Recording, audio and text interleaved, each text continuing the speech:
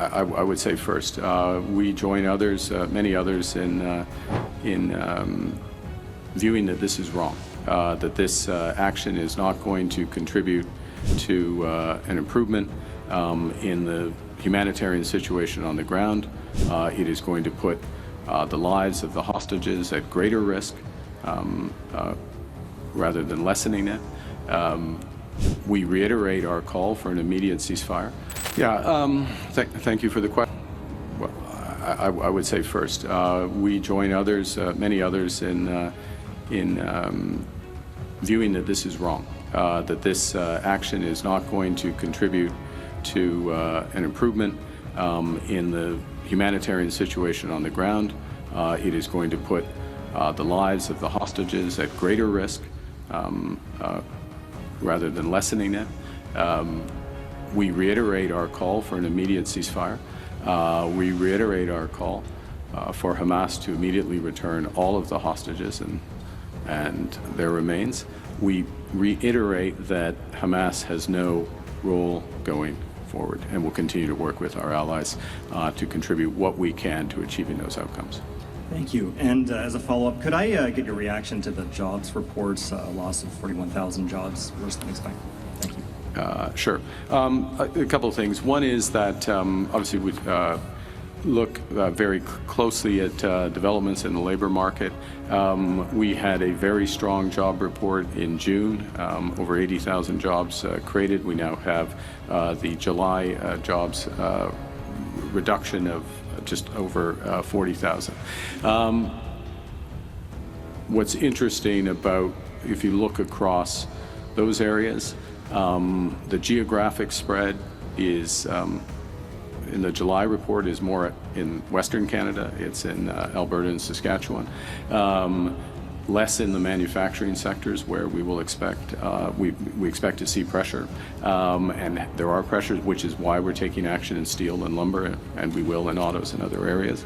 I'd also note that in that jobs report, the unemployment rate held steady, and for the second straight month, we've seen a further acceleration in wage growth. So wage growth now at 3.5%.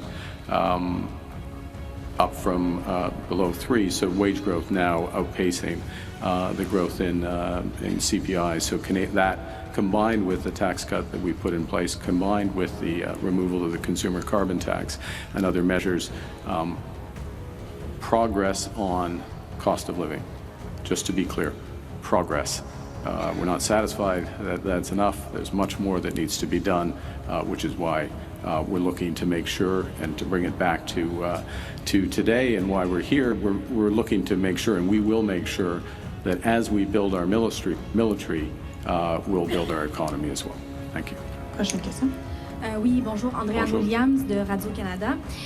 Première question, on parle d'un investissement de 2 milliards de dollars annuellement. Quel est le retour sur investissement pour les Canadiens?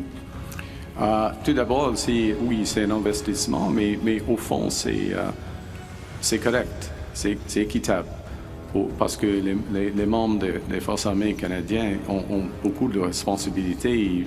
Ils font beaucoup de sacrifices pour notre pays. Et ce qui est clair est que leurs salaires ne sont pas à un niveau, avant que cette augmentation, un niveau approprié. Premier point. Deuxièmement, en ce qui concerne le rendement, si on peut dire, pour cet investissement, c'est la sécurité de notre pays, au fond. À un moment où beaucoup de Canadiens, beaucoup d'Ontariens craignent de perdre leur emploi en raison des tarifs douaniers, il y a beaucoup d'incertitudes. Comment justifier que des membres des Forces armées canadiennes obtiennent une augmentation de salaire alors qu'il y a des fonctionnaires qui demandent la même chose depuis longtemps? Oui, depuis longtemps, mais depuis longtemps, il n'y avait pas une augmentation des salaires pour les Forces armées canadiennes.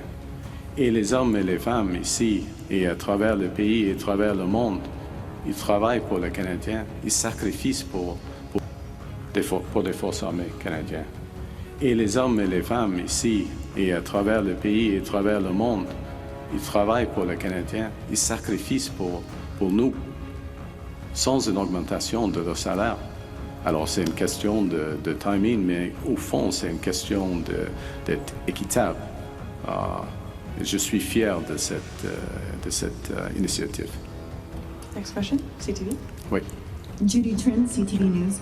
Prime Minister, given that you have said that Canada will recognize a Palestinian state, and given that Prime Minister Netanyahu has an arrest warrant issued by the International Criminal Court, and yet he is still considering and he wants to take over parts of Gaza City, will the Canadian government consider sanctions against Israel?